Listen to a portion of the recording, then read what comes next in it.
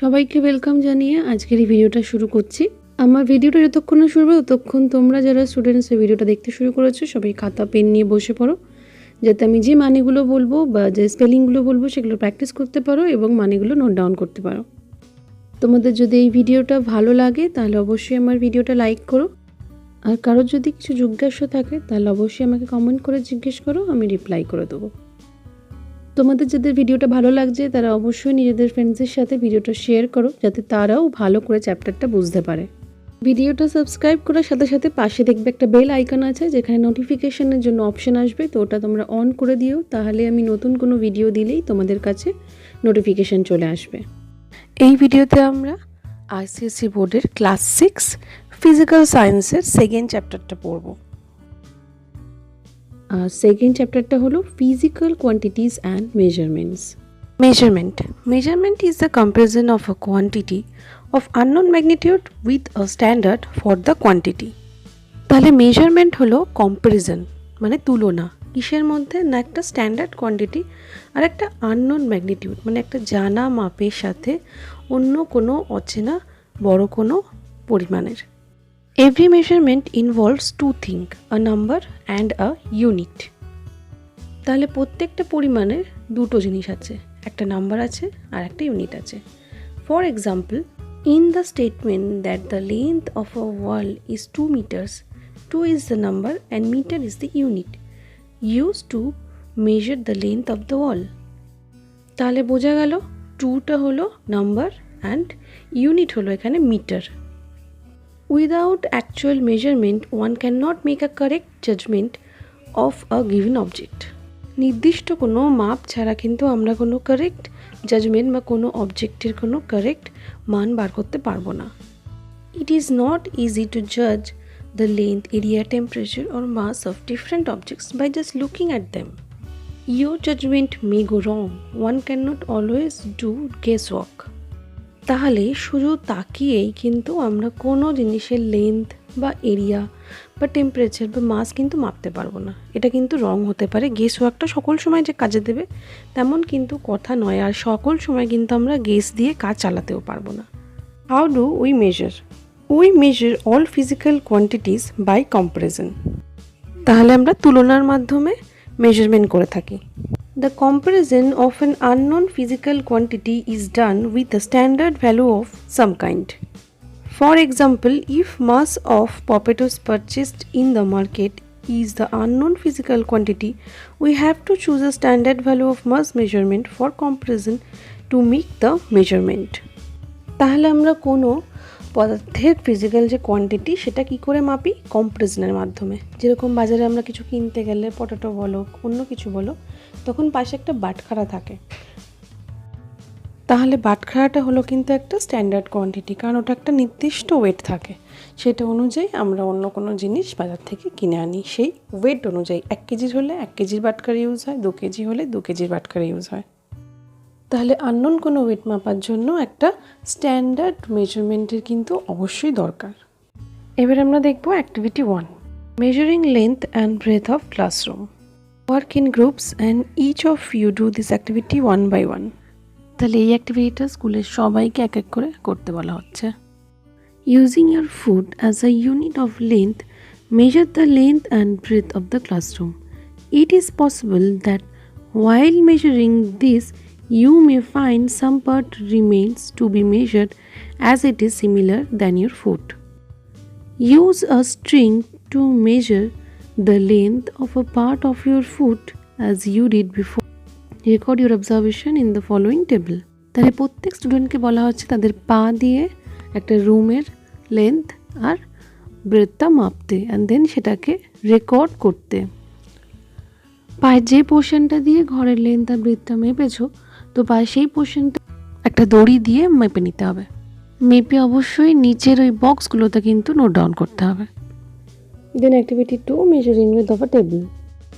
Work in a group and each of you use your handspan as a unit of measure the width of a table or a desk in your classroom. Here too you may find that you need string lengths equal to your handspan and then fractions of this string length to make the measurement. Record all observation in the following table. তো এই অ্যাক্টিভিটিতে আমরা আমাদের হাত দিয়ে আমাদের স্কুলের যে table আছে অথবা ডেস্ক আছে সেগুলো মাপবো এবং প্রত্যেকে মাপবো এবং তারপরে হাতটাকে স্ট্রিংয়ের সাহায্যে মাপবো আর নিচের টেবিলে ওটা নোট ডাউন করবো। We see that measurement means the comparison of an unknown quantity with some known quantity. তাহলে মেজারমেন্ট কাকে বলছে? যে একটা নোন কোয়ান্টিটির সাথে একটা আননোন কোয়ান্টিটির কম্পারিজনকেই মেজারমেন্ট বলছে। This known fixed quantity is called a unit. তাহলে এই ফিক্সড নোন কোয়ান্টিটিটা হলো unit. The result of a measurement is expressed in two parts. One part is a number, the other part is a unit of the measurement. তাহলে measurement যেটা বেরোলো সেটা যে লেখা হয় সেটা দুটো পার্টে লেখা হয়, একটা পার্ট হয় নাম্বার আর একটা পার্ট হয় unit. For example, if an activity 1 the length of the room is found to be 12 length of your foot, then 12 is the number and foot length is the unit selected for the measurement. তাহলে 12 length of your foot বলতে কি বোঝাচ্ছে? এখানে 12 বা ঘরটার লেন্থটা, এখানে 12টা হলো number আর foot লেন্থটা হলো unit. Now study all the measurement recorded in activity 1 and activity 2. তাহলে activity 1 আর activity 2তে যে মেজারমেন্টগুলো নেওয়া হয়েছিল ওগুলো এবার স্টাডি করতে বলছে। আর all the measurement for the room using everybody's foot equal? আর everybody's measurement by handspan of the width of the table equal? So এখানে জিজ্ঞেস করা হচ্ছে যে সবার পায়ের লেন্থ কিংবা হাতের লেন্থ কি same? The result could be different as the length of your handspan and that of your friends may not be the same. তাহলে তোমার হাতের মাপ এবং তোমার বন্ধুর হাতের মাপ কিন্তু আলাদা হবে। Similarly, the length of the foot may be slightly different for all the students. Therefore, when you tell your measurement using your handspan or length of foot as a unit to others, they will not be able to understand how big the actual length is unless they know the length of your handspan or foot. তাহলে কারোরই পায়ের কিংবা হাতের মাপ যদি আমরা না জানি অ্যাকচুয়াল লেন্থটা, তাহলে কিন্তু সেই পায়ের কিংবা হাতের মাপ দিয়ে কোনো জায়গার লেন্থ কিন্তু মাপা যাবে না। We see therefore that some standard units of measurement are needed that do not change from person to person. তাহলে আমাদের একটা স্ট্যান্ডার্ড ইউনিট দরকার মেজারমেন্টের জন্য, যেটা পার্সন টু পার্সন চেঞ্জ হয়ে যাবে না। The basic accepted reference standard is called a unit. তাহলে ইউনিটের ডেফিনেশন কিন্তু আমরা এখান থেকে পেয়ে গেলাম। A unit is a standard reference of the same physical quantity. তাহলে সেম ফিজিক্যাল কোয়ান্টিটি মাপার জন্য ইউনিট ইউজ করা হয়। All measurements are written in the form NU. N refers to the magnitude of measurement. It tells us how big or small the measurement is. It is always a number. U refers to the unit of the physical quantity. তাহলে measurement লেখার জন্য মাপার জন্য আমাদের NU দুটোই দরকার। N কি? যে নাম্বারটা কত বড় বা ছোট সেটার জন্য জানা যায়, আর U এর সাহায্যে আমরা ফিজিক্যাল ইউনিটটা জানতে পারি। As the activity of measuring the length of the table shows us, unless we choose a proper unit, our measurement will not be a proper measurement. তাহলে আমরা যদি কোনো প্রপার ইউনিট না নিই তাহলে কিন্তু মেজারমেন্টটা কখনোই প্রপার হওয়া সম্ভব নয়। Need for a standard unit system. তাহলে এই স্ট্যান্ডার্ড ইউনিট সিস্টেমের দরকার কেন, এবার আমরা সেটা পড়ব। As we have seen in activity 2, the length of table measured by 3 boys is not same. Then which one is correct is the basic question. To avoid the discrepancy in measurement, a standard unit is required. তাহলে যখন আলাদা আলাদা তিনজন কোনো মাপ নিচ্ছে তাহলে কারটা ঠিক হবে এটা আমরা বুঝতে পারবো না। তো সেই জন্য এই ডিসক্রিপেন্সিটাকে অ্যাভয়েড করার জন্য আমাদের একটা স্ট্যান্ডার্ড ইউনিট দরকার। A standard unit has the following features. 1. It is well defined and accepted internationally. তাহলে এটা খুবই সুন্দরভাবে ইউনিটটাকে বলবে, প্লাস এটা পুরো ইন্টারন্যাশনালি অ্যাকসেপ্টেড হবে। 2. Its value does not change due to physical factors like temperature, wind speed, etc. তাহলে এটার ভ্যালুটা কোনো ফিজিক্যাল ফ্যাক্টর দ্বারা এদিক ওদিক হবে না, টেম্পারেচার, উইন্ড স্পিড এগুলো দ্বারা এটা চেঞ্জ হয়ে যাবে না। It should be of convenient size, neither too long nor too small. তাহলে এটার একটা ইউজার ফ্রেন্ডলি সাইজ হতে হবে, যাতে সেটা খুব বড় না হয় কিংবা খুব ছোটো না হয়, এটা আমাদের খেয়াল রাখতে হবে। ইট শুড বি ইজিলি রিপ্রডিউসেবল কথাটার মানে হলো পুনরায় উৎপন্ন করা, মানে এটাকে আমরা যখন খুশি যেখানে খুশি নতুনভাবে ইউজ করতে পারবো। It should be easily available for comparison. তাহলে এটাকে অন্য কিছুর সাথে কম্পেয়ারও খুব ইজিলি করা যাবে। তাহলে স্ট্যান্ডার্ড ইউনিট সিস্টেম হওয়ার জন্য কি কি দরকার শর্ত সেটা আমরা দেখে নিলাম। Systems of units. There are many system of units like MK system, CGS system, FPS system. MK stand for meter, kilogram second, CGS stands for centimeter, gram second, FPS stands for foot pound second. তো তিনটে কাইন্ডের system হয়, আর তিনটে কাইন্ডের সিস্টেমের কি কি ইউনিটে মাপা হয় সেগুলো কিন্তু রয়েছে এবং ফুল ফর্ম রয়েছে, এটা কিন্তু পুরোপুরি মুখস্থ করতে হবে। These systems considered length, mass and time as a fundamental physical quantities and hence their names. The MK system is also called the metric system. Then সবকটা সিস্টেমেই কিন্তু আমরা লেন্থ, মাস অ্যান্ড টাইম তিনটে ফিজিক্যাল কোয়ান্টিটিসে কিন্তু মাপার জিনিস পেয়ে গেলাম, আর এমকে সিস্টেমটাকে বলা হচ্ছে metric system. A fundamental physical quantity is a basic unit which cannot be simplified further. তাহলে ফিজিক্যাল কোয়ান্টিটির যে বেসিক ইউনিটটা সেটাকে কিন্তু আর ফার্দার কোনো সিম্পলিফাইড করা যাচ্ছে না। The metric system was first adopted in 1971 in France.